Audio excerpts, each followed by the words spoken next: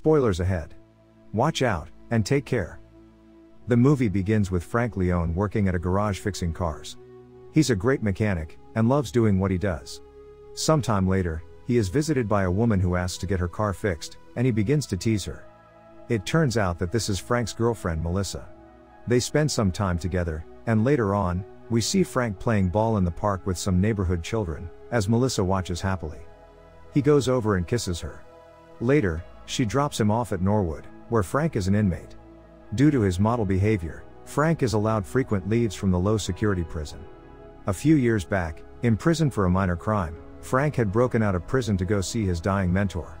He did this because he was not allowed even an hour to go see him, and thus resorted to extreme measures. He reported this cruelty, and the prison's bad treatment of its inmates to the press, as he went back to being imprisoned again. But due to his model behavior and the press story, Frank was transferred to Norwood. As Frank walks inside, we see him being on good terms with all the guards and inmates alike. They all love him, and he has a positive disposition. That night though, things begin to go south for Frank, who is nearing the end of his sentence in 6 months. The prison is broken in by a different group of guards, who are extremely aggressive, and they enter Frank's cell. There, he is unceremoniously cuffed and dragged out. The guards inform him that he is being transferred to another prison, and when Frank protests about not being told anything about this, the men unapologetically tell him that this is how they do things. Bewildered and helpless in the face of such a group of guards, Frank is shoved into a van, and driven off to a high-security prison called Gateway. This is run by Drumgoole, who greets Frank as he is being brought in. Frank gets shocked to see the man, much to the warden's delight, and comprehends why he's been brought here. Drumgoole was the warden who hadn't allowed Frank an hour's leave to see his mentor, which had prompted Frank to break out. Drumgoole is clearly out for revenge, as Frank is shown to his cell, and given the rundown of the strict rules by the head guard Meissner. Frank walks around angrily in his cell, as he's taken to meet with the warden. As the two come face to face, Drumgoole talks about how he's been waiting for this day for a long time. Ever since Frank had broken out of his prison, Drumgoole had to face the backlash. His previously pristine reputation was blown to smithereens. He was demoted and transferred to Gateway.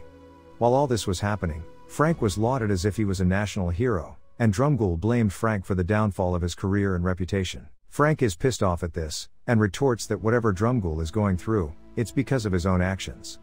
If he had allowed Frank an hour to visit his mentor, Frank wouldn't have done what he did. But Drumgoole says that Frank was the one who broke the law, but he was the one who suffered for it. Frank says that he suffered too, being sentenced to 5 years more. Drumgoole says that Frank's suffering isn't over yet. Frank is then sent to be deloused. He is humiliated and stripped by the guards, and told to step into a chamber. They tell him that the chamber will be filled with gas, and he has to hold his breath for 30 seconds, as the gas is too dangerous to be inhaled. But after that time is over, Drumgoole intervenes, and lets the gas sustain for a longer period of time, during which Frank coughs and breathes heavily. The next day, he enters the yard and meets some of the other inmates. One of the inmates is the bully of the schoolyard, and has possibly been told by the warden to make Frank's life hell. He tries to provoke Frank by taking out a pocket knife.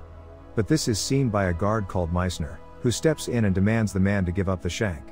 When Meissner can't find it even by searching him, he turns to Frank and asks him about it. But Frank doesn't want to get into the whole thing, and says that he's not interested. Later on, while he's cleaning the floors, he is approached by Dallas, an inmate who was with Frank at his previous prison. He wants Frank to help him break out of here, as he believes Frank is very capable. Frank, on the other hand, isn't interested and turns him down. Dallas then takes him to see Eclipse in the garage, because he knows Frank is a great mechanic, and promises to get him a job there. But Eclipse wants no trouble and doesn't trust Frank.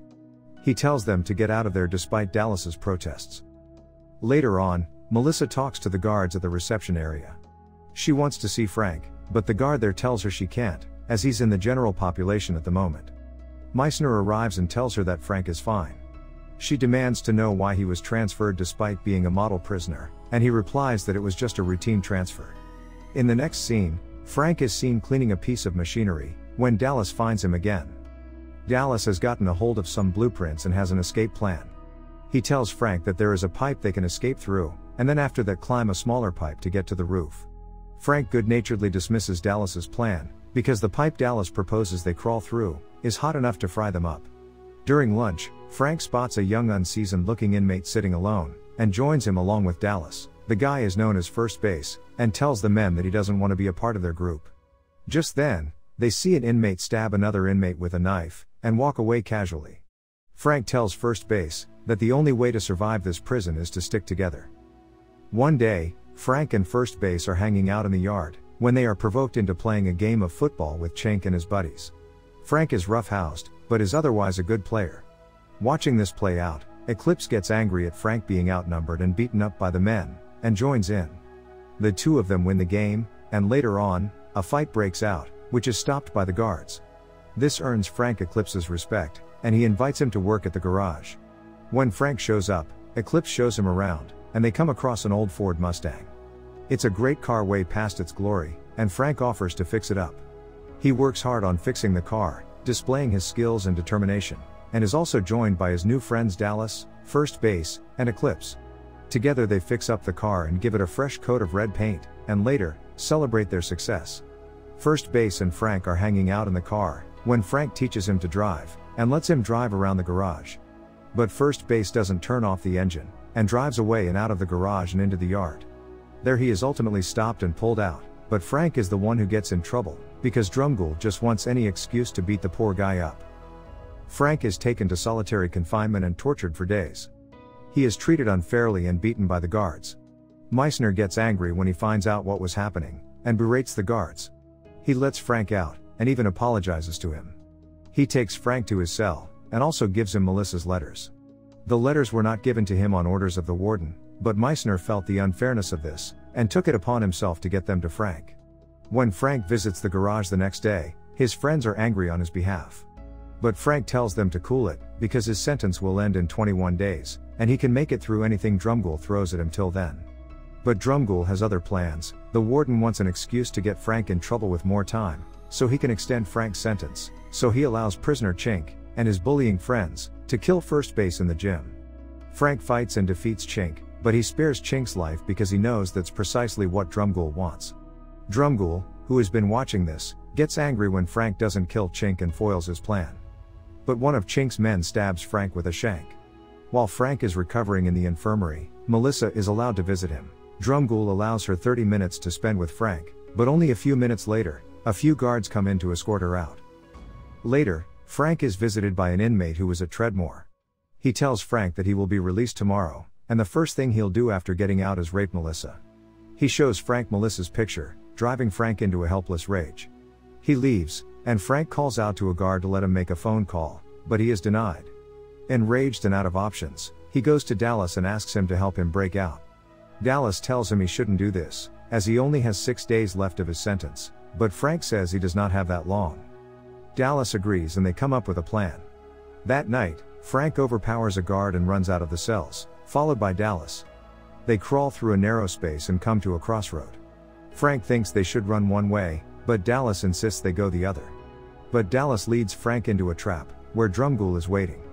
The sadistic warden gloats that now Frank can be given a 10-year-long sentence for attempting to run away for the second time. It was his plan to make Frank believe that his girlfriend was in danger. Dallas, who has betrayed Frank, asks for his promised reward, which was that he will be released from his life sentence, but Drumgoole denies him that. He has him beaten and thrown into a pool of water. He leaves, and the guards start to beat up Frank, who fights back and defeats them all. He is about to save Dallas, who apologizes to him, when one of the guards who had fallen in the water grabs Frank. Dallas saves Frank's life by putting a wire into the water, electrocuting both himself and the guard. Frank begins to run, and has the security think he's running away from the prison. As they look for him outside, Frank turns up behind Drumgoole, and drags him to an electrocution chair. He tapes his hand to the switch. If he is shot, his hand will trip the switch and electrocute the warden. Meissner and the guards arrive, and Frank makes Drumgoole confess his entire scheme. He then pulls the switch, but nothing happens, revealing that he had powered it off, and just wanted Drumgoole to confess. Meissner has Frank taken away, but also takes Drumgoole into custody, despite the warden insisting that he was merely playing along. An inquiry is made into Drumgoole's actions, and Frank is allowed to leave prison at the end of his previous sentence. He meets up with Eclipse one last time, who gives him a cigar. Captain Meissner walks him out, as Frank jokes that he will miss the captain's smile. Meissner shakes his head, and lets Frank out, who finally walks out of Gateway, and embraces Melissa. The end. Thank you for watching. Subscribe if you'd like to see more videos like this, turn on the notifications, and leave a like to help the channel out.